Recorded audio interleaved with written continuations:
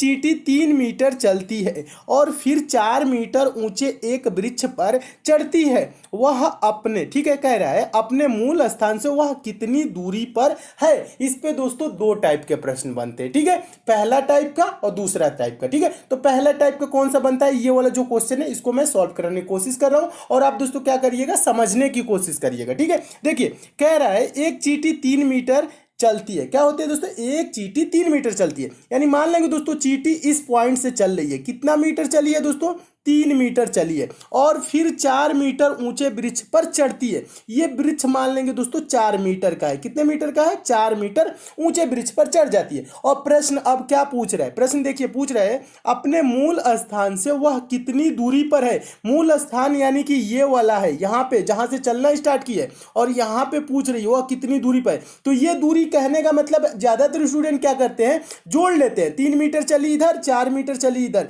4 3 क्या हो गया दोस्तों 7, और 7 मीटर आंसर देखते हैं तुरंत टिक कर देते हैं और आंसर गलत हो जाता है। ये ऐसा प्रश्न ये नहीं पूछ रहा है। प्रश्न अगर जो पूछता वह कुल कितनी दूरी चली, तब तो इसका आंसर हो जाता 7 मीटर। पहला टाइप का ये प्रश्न बनता है, वह कुल कितनी दूरी चली। इतना आसान तो पूछेगा नहीं पेपर में। ये क्या पूछता है दोस्तों, वह मूल स्थान से कितनी दूरी पर है, यानी कि ये वाला दूरी पूछ रहा है। ये वाला जो दूरी देखिए, जो मैं रेखा खींच रहा हूं ना, ये वाला दूरी पूछ रहा है, यहां से यहां तक की दूरी कितनी है, ये चीज पूछता है। तो दोस्तों जब ये पेड़ पे चढ़ी है तो यहाँ पे क्या हो गया दोस्तों, 90 डिग्री का एंगल बन गया है। कहने का मतलब है दोस्तों ये 4 है ना, ये लंब है और ये आधार है, और 90 डिग्री के सामने वाला ये जो दोस्तों एंगल है, ये क्या है दोस्तों, कर्ण है। तो कर्ण क्या होता है, कर्ण का मान कैसे निकाला जाता है, तो कर्ण बराबर दोस्तों होता है √ लंब का स्क्वायर प्लस आधार का स्क्वायर। कहने का मतलब है कर्ण बराबर क्या होता है दोस्तों, कर्ण बराबर क्या होता है, देखिएगा कर्ण बराबर क्या होता है, कर्ण कैसे निकाला जाता है, √ में लंब का स्क्वायर, यानी कि 4 का स्क्वायर क्या होगा 16 और प्लस आधार का स्क्वायर 3 का स्क्वायर क्या हो जाएगा 9,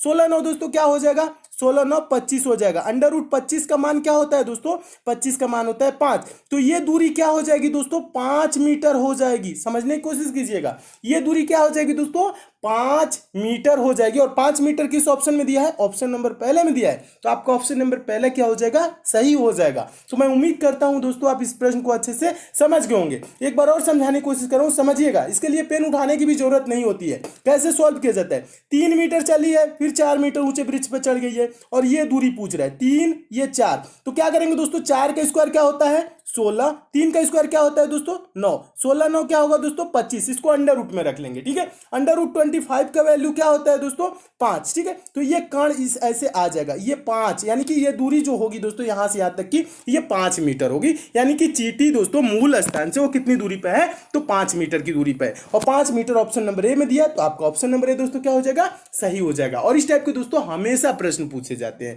तो मैं उम्मीद करता हूं दोस्तों इस प्रश्न को आप बहुत ही अच्छे तरीके से समझ गए होंगे। अगला क्वेश्चन देखिएगा, दूसरा क्वेश्चन है।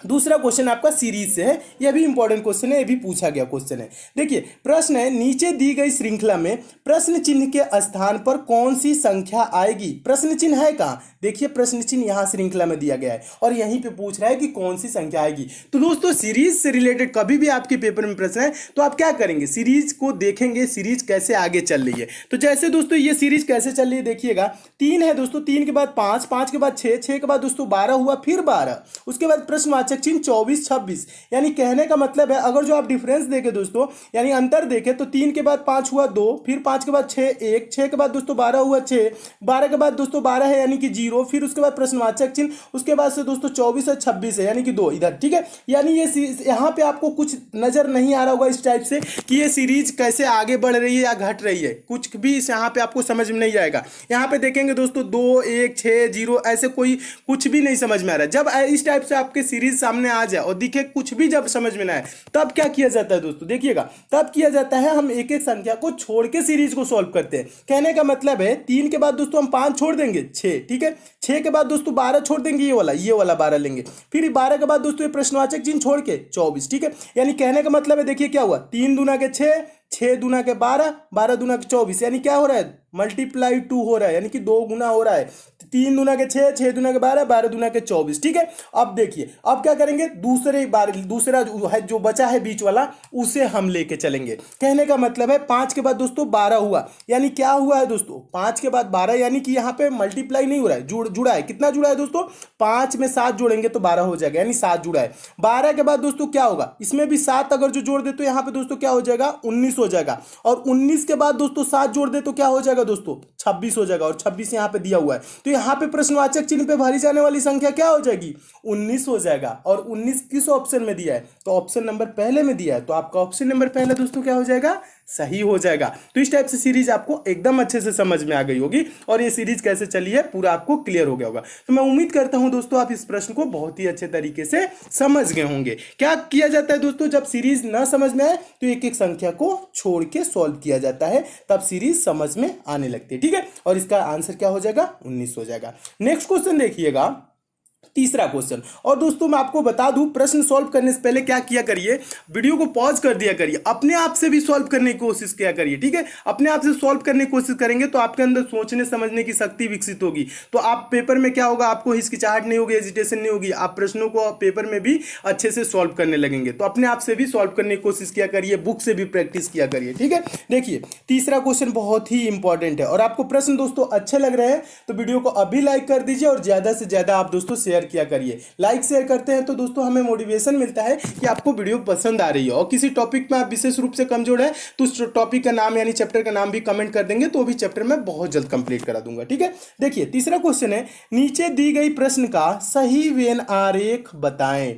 वेन डायग्राम बनाना है, किसका, घोड़ा बंदर बाघ। ठीक है दोस्तों, वेन डायग्राम से रिलेटेड आपके पेपर में कभी भी प्रश्न आएगा तो आपको ये करना क्या होता है, वेन डायग्राम से रिलेटेड जो शब्द दिए जाते हैं, यानी जिसके बीच आपको वेन डायग्राम बनाना होता है, जैसे इसमें घोड़ा दिया है, बंदर दिया है, बाघ, इसके बीच दोस्तों हम देखते हैं कि संबंध कैसा है, एक दूसरे के बीच ये एक दूसरे से कैसे संबंधित है, बस ये चीज पता लगा लेंगे तो इसका आंसर भी आप दे लेंगे। ठीक है, तो देखिए घोड़ा क्या होता है दोस्तों, बंदर क्या होता है, बाघ क्या होता है। देखिए, और ज्यादातर स्टूडेंट क्या सोचते हैं, देखिए बड़ा छोटा सोचने लगते हैं, यानी कि घोड़ा बड़ा होता है, उसके अंदर क्या कर लेते हैं दोस्तों, बाघ को कर लेते हैं, उसके बाद बंदर कर लेते हैं, ऐसे वेन डायग्राम नहीं। ये आपको बड़ा छोटा नहीं पूछ रहा है, वेन आरेख पूछ रहा है, यानी कि वेन डायग्राम पूछ रहा है, यानी इसके बीच संबंध पूछ रहा है, तो इसका इमेज ऐसे नहीं होगा, ऐसे गलत हो जाएगा। देखिए ये घोड़ा क्या होता है, बंदर क्या होता है, बाघ क्या होता है। घोड़ा दोस्तों एक जानवर होता है, बंदर भी एक जानवर होता है, और बाघ भी क्या होता है दोस्तों, एक जानवर होता है। ठीक है, और ये सब अलग अलग होते हैं, इनमें किसी प्रकार का रिलेशन नहीं होता है, यानी संबंध नहीं होता है।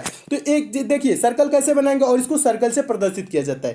तो एक घोड़ा का सर्कल हो जाएगा, फिर एक बंदर का सर्कल हो जाएगा, और एक बाघ का सर्कल हो जाएगा, यानी अलग अलग इसका सर्कल हो जाएगा। ठीक है, तो दोस्तों इस टाइप से अलग अलग सर्कल देखिए किस ऑप्शन में दिया है, तो आपका देखेंगे दोस्तों ऑप्शन नंबर बी देखेंगे, तो ऑप्शन नंबर बी में दिया है अलग अलग सर्कल। ठीक है, तो ऑप्शन नंबर बी क्या हो जाएगा, सही हो जाएगा, यानी इनके बीच कोई संबंध नहीं होता है, ये सब अलग अलग जानवर है। तो इस टाइप का वेन डायग्राम किस टाइप से बनेगा, ऑप्शन नंबर बी की तरह। तो आपका ऑप्शन नंबर बी दोस्तों क्या हो जाएगा, सही हो जाएगा। तो मैं उम्मीद करता हूं दोस्तों आप इस प्रश्न को भी बहुत अच्छे तरीके से समझ गए होंगे, और इस टाइप के भी प्रश्न आपके पेपर में आएगा तो आप अच्छे से सॉल्व कर लेंगे। अगला क्वेश्चन देखिएगा, अगला कह रहा है नीचे दी गई श्रृंखला में अगला संख्या क्या होगा। यानी ये श्रृंखला दी गई है दोस्तों, और इसमें पूछ रहा है कि यहाँ प्रश्नवाचक चिन्ह है, यानी कि यहाँ पे कौन सी संख्या आएगी। तो इसके लिए क्या करेंगे दोस्तों, सीरीज के संख्याओं को ध्यान से देखेंगे, सीरीज कैसे आगे चल रही है। कहने का मतलब इसमें देखिए पहले में क्या दिया है, 58965423 उसके बाद दोस्तों है 89654237, उसके बाद है 896543,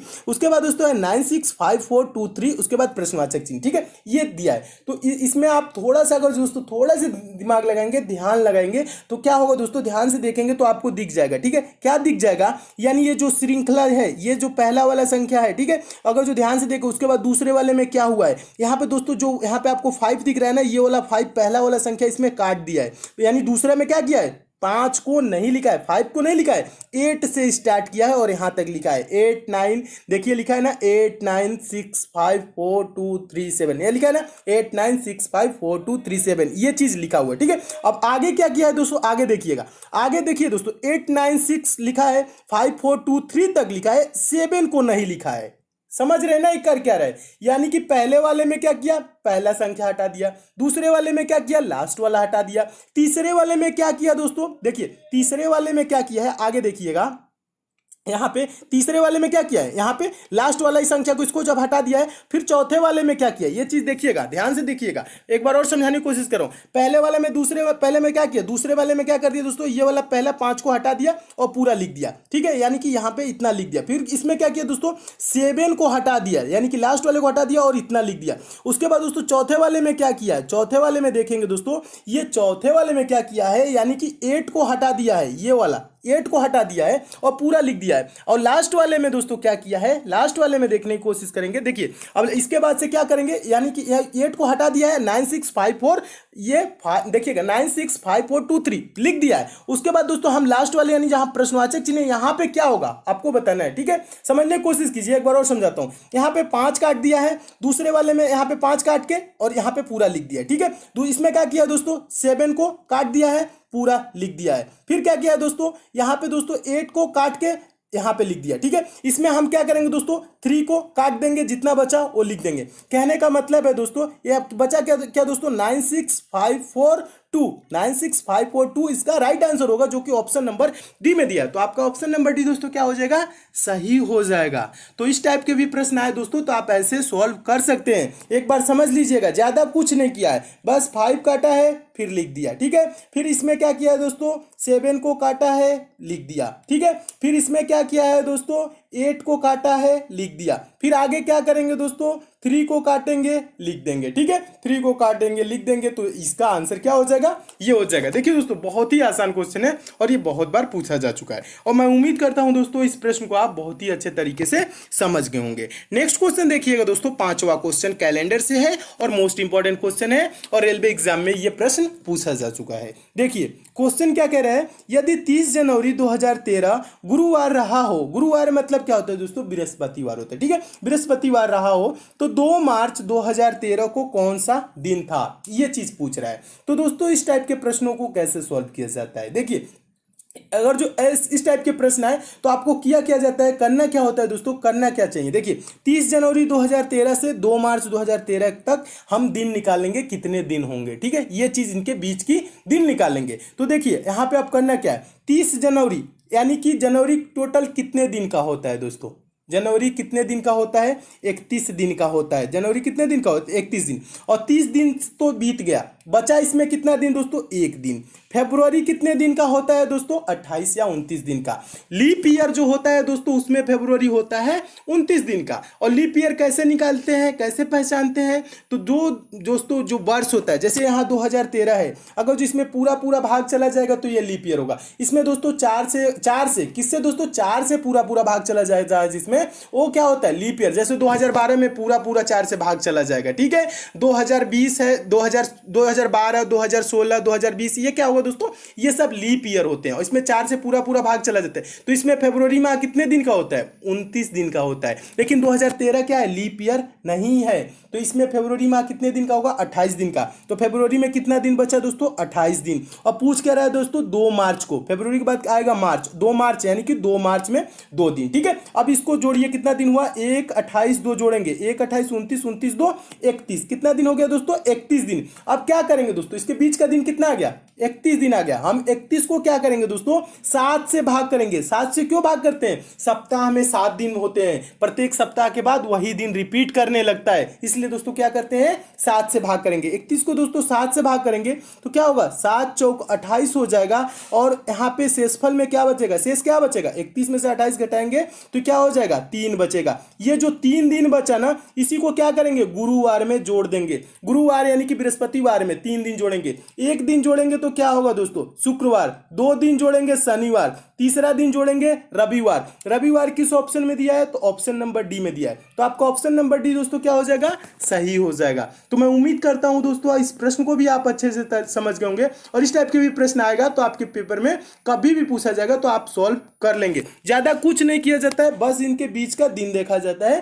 टोटल कितने दिन है। जैसे इसमें 1 दिन बचा जनवरी में, फरवरी में 28 दिन बचा। देखिए बिना पेन उठाए भी सॉल्व कर सकते हैं। देखिए क्या बचा दोस्तों, जनवरी में कितना दिन बचा, 1 दिन। फरवरी में कितना दिन है, 28 दिन। मार्च में किस मार्च को पूछ रहा है, 2 मार्च को, 2। इसको जोड़ लेंगे बस, यही ठीक है। जोड़ेंगे 1 28 2 क्या हो जाएगा दोस्तों, 31 हो जाएगा। और 31 को दोस्तों क्या करेंगे, 7 से भाग करेंगे। किससे भाग करेंगे दोस्तों, 31 को 7 से भाग करेंगे तो 7 चौक क्या हो जाएगा दोस्तों, 28 हो जाएगा। और यहाँ पे शेष में क्या बचेगा, 3 दिन। जो शेष में दोस्तों बचता है वही हम इसमें जोड़ देते हैं गुरुवार में। गुरुवार में 3 दिन जोड़ेंगे तो हो जाएगा रविवार, इसका रविवार। अगर जो दोस्तों शेष में कुछ भी ना बचे, जीरो बचे, जीरो जीरो भी कभी बचता है, ठीक है, तो यानी कि वही दिन होगा, गुरुवार ही होगा। जीरो भी बचता है तो आप कंफ्यूज ना होइएगा, ठीक है। अगर जो जीरो बचेगा तो गुरुवार ही होगा। और इसमें 1 दिन बचा, 2 दिन बचा, 3 दिन बचा, जितना दिन बचता है उसको हम गुरुवार यानी कि जो दिन दिया रहता है उसमें हम जोड़ लेते हैं। 3 दिन जोड़ेंगे, रविवार इसका राइट आंसर हो जाएगा।